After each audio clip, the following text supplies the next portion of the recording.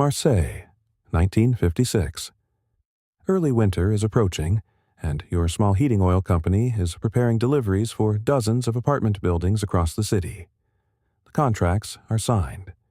One tanker carrying 30,000 liters of heating fuel is expected within days from the Middle East. Normally, the route is routine, through the 120-mile Suez Canal, across the Mediterranean, then into port where your trucks begin distribution before the first real cold arrives.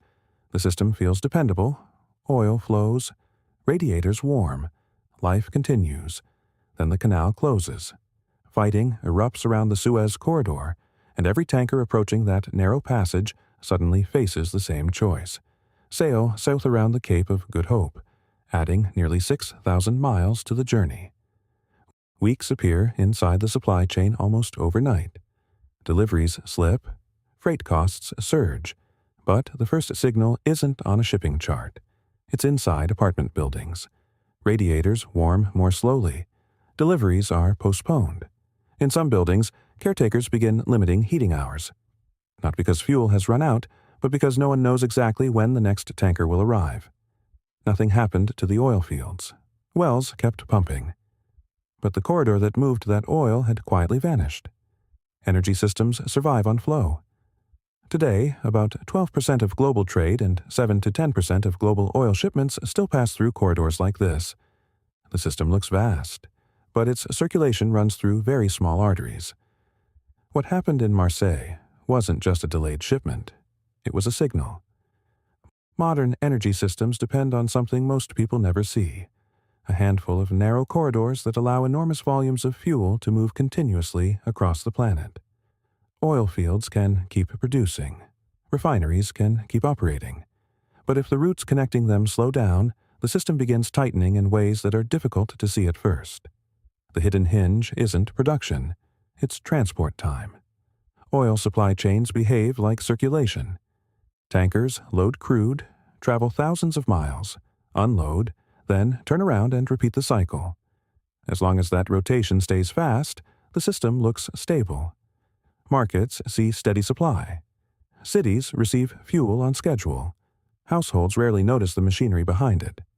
But remove a corridor, even briefly, and the clock inside that system changes. Ships travel farther. Each journey takes longer, and the same fleet of tankers begins delivering less oil to the world each month. Not because oil disappeared, because it moves slower. This episode breaks down 4 structural stages that turn a blocked canal into a global energy shock. When most people imagine an oil crisis, the story usually begins the same way. War destroys production. Pipelines shut down. Oil fields stop pumping. Supply collapses, and prices surge. That's the model we carry in our heads. But the Suez Crisis revealed a different vulnerability. Modern energy systems don't depend only on how much oil is produced. They depend on how quickly that oil moves. Tankers must carry it across oceans, through refineries, and into cities that burn it every day.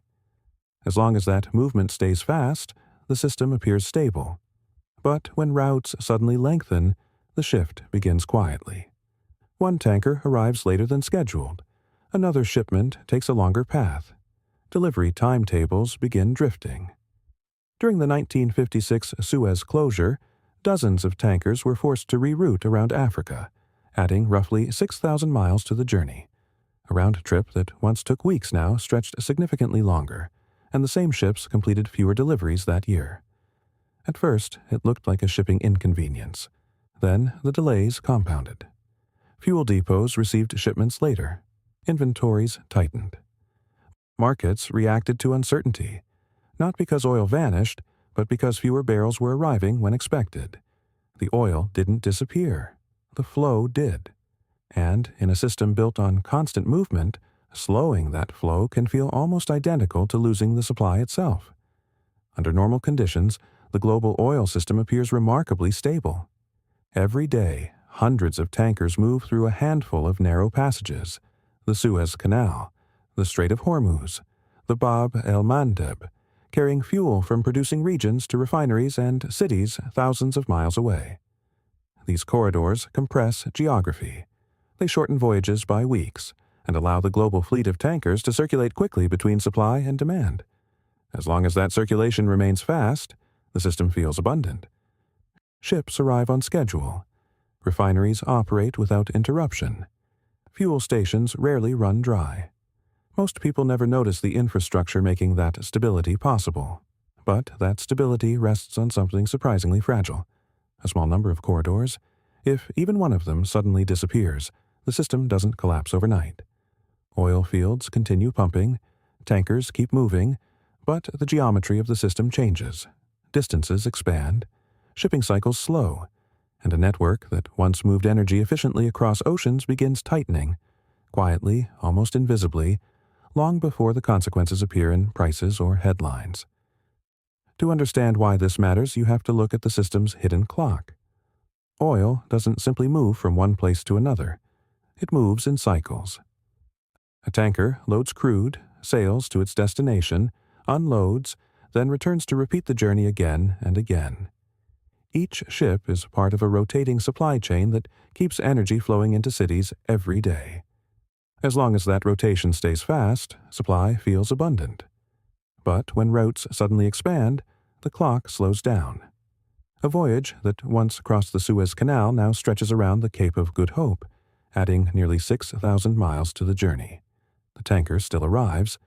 The oil is still delivered, but each trip now consumes far more time. One ship makes fewer rotations than another. Across an entire fleet, the effect compounds. The world hasn't lost oil production, but it has lost delivery speed, and that difference begins to ripple outward. Fuel shipments arrive later. Storage buffers tighten. Markets start reacting not to shortages, but to uncertainty about when the next cargo will appear. The oil system hasn't stopped, but it has slowed. And when energy moves slower than economies expect, pressure begins building long before anyone calls it a crisis. By now, the pattern begins to converge. The first thread was geography. Global energy moves through a few narrow corridors. The second thread was time. Every tanker depends on completing as many rotations as possible each year. When the Suez Canal closed in 1956, those two pressures collided. Distances expanded almost overnight. Ships that once crossed the Mediterranean now sailed thousands of additional miles around Africa. The oil still existed. The tankers still sailed. But the arithmetic inside the system changed. A fleet designed for fast circulation suddenly moved slower. Each tanker completed fewer journeys, and when that reduction spreads across hundreds of ships, the global system quietly loses delivery capacity, even though production hasn't changed. This is the hidden compression inside energy logistics. Oil markets aren't controlled only by wells and reserves. They are controlled by transport timing. Shorter routes mean more rotations. More rotations mean more delivered supply. Break that rhythm, and the system tightens. Not because oil disappeared, because the clock governing its movement has been stretched. All of this converges on a single dependency. Global energy doesn't move because oil exists. It moves because distance stays short enough for tankers to keep circulating. Change the distance, and the entire system quietly tightens. The wells may still pump, the tankers may still sail, but the world begins receiving fewer deliveries than it expects. That's the hidden arithmetic inside the system. Oil shortages don't always begin where oil is produced. They often begin where oil must pass. Routes control oil. A narrow corridor on a map, barely noticeable at global scale, can determine how quickly millions of barrels reach entire continents. When that corridor disappears, the system doesn't collapse instantly. It simply starts moving slower. And in energy systems, slower flow can be enough to move prices, markets, and entire economies. Public narratives usually frame oil crises as production shocks. Wells stop pumping. Pipelines rupture. Supply disappears. That's the crisis investors expect. But the lesson from Suez pointed somewhere else. Production can remain perfectly normal. The wells keep pumping. The tankers keep sailing. Yet the market begins tightening anyway, because energy markets react not just to supply, but to expectation. When shipments start arriving later than planned, Uncertainty spreads through freight contracts, tanker insurance, and oil futures markets. Traders begin pricing delays. Shipping risk creeps into contracts. Risk premiums start appearing quietly, not because oil vanished, because the timing of delivery has become unpredictable. And in global energy markets, price volatility often begins before the shortage ever arrives, which raises a more uncomfortable question. What happens when one of those corridors slows today? That vulnerability never disappeared. Today, the global energy network still relies on a few narrow corridors where enormous volumes of fuel pass every day. Places like the Strait of Hormuz, the Bab el-Mandeb, and the Suez Canal itself. These passages compress massive shipping traffic into surprisingly small spaces on the map. When movement through one slows, the same clock begins tightening again. Tankers take longer routes. Shipping schedules stretch.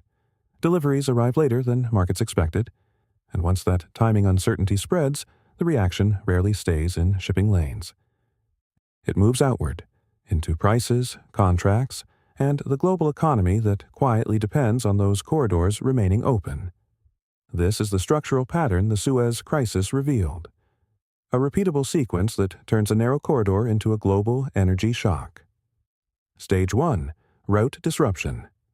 A conflict, blockade, or accident suddenly restricts movement through a critical passage. Stage 2. Distance expansion. Tankers reroute thousands of miles around the obstruction, stretching voyage times across the fleet. Stage 3. Delivery compression ships complete fewer rotations.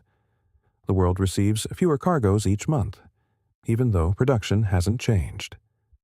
Stage 4. Market repricing. Freight costs rise. Insurance risk increases. Energy markets begin pricing uncertainty. At first, the mechanism looks like a logistics issue, but the consequences don't stay in shipping lanes. They move outward, into fuel prices, transportation costs, and the energy bills that reach households far from the canal where the disruption began. Global energy systems look enormous. Millions of barrels move every day. Hundreds of tankers cross oceans. Dozens of producing nations feed the network. From a distance, the system feels almost unstoppable. But its stability depends on something far smaller. A handful of corridors where vast flows of energy are forced through narrow geographic spaces. Remove one route, and the network doesn't immediately collapse. It slows. Ships travel farther. Deliveries arrive later. Markets begin adjusting long before the public understands why. Oil crises don't always begin where oil is produced. Sometimes they begin where oil must pass, and if you study systems, you start to notice a pattern. Stability in global markets often depends on infrastructure most people never see.